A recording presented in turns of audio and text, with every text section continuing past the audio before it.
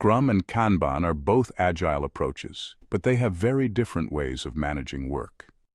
At their core, both aim to improve efficiency, deliver value faster, and adapt to change, but the way they achieve these goals is not the same. Scrum is more structured and process-driven, while Kanban is more flexible and flow-driven. Scrum is built around the concept of sprints, which are fixed time periods, usually 2 to 4 weeks. During each sprint, the team commits to a specific set of work items that must be completed before the sprint ends. This creates a rhythm of regular planning, execution, and review. The fixed cadence of sprints helps teams build a predictable routine and measure progress with clarity. Kanban, on the other hand, doesn't use sprints. Instead, it follows a continuous flow of work. Tasks move through different stages on a visual board, often labeled "to do," "in progress," and "done." The focus is on keeping work moving smoothly without overloading the team.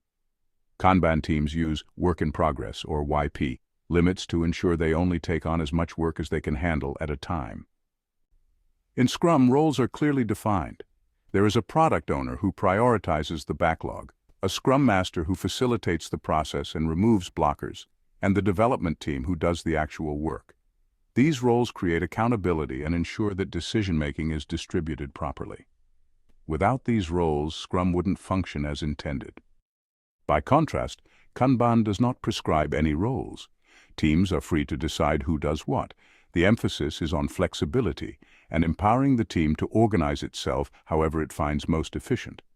This makes Kanban easier to adopt in existing teams or organizations where roles are already well established and don't need to be redefined. Scrum has a set of formal events or ceremonies: sprint planning, daily stand-ups, sprint review, and retrospective. These events provide structure for communication, feedback, and continuous improvement. They also give the team dedicated moments to pause, reflect, and adjust their approach to meet goals better.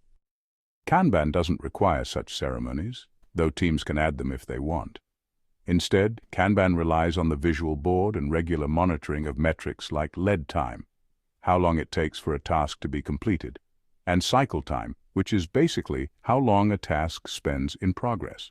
The team can hold ad hoc discussions whenever necessary, making the process less rigid. One major difference lies in handling change.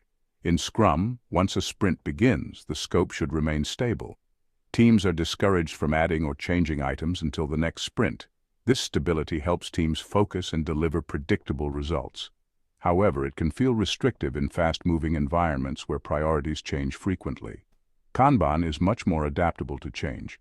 Because work is pulled as capacity allows, new priorities can be added at any time. If a high-priority item comes in, the team can quickly shift focus without waiting for a new sprint cycle to begin. This makes Kanban especially suitable for operational or support teams where work is unpredictable. Metrics also differ between the two. Scrum commonly uses velocity and burn-down charts to track how much work is completed per sprint and whether the team is on track. Kanban focuses on flow-based metrics such as cycle time and throughput to measure how efficiently tasks move through the process.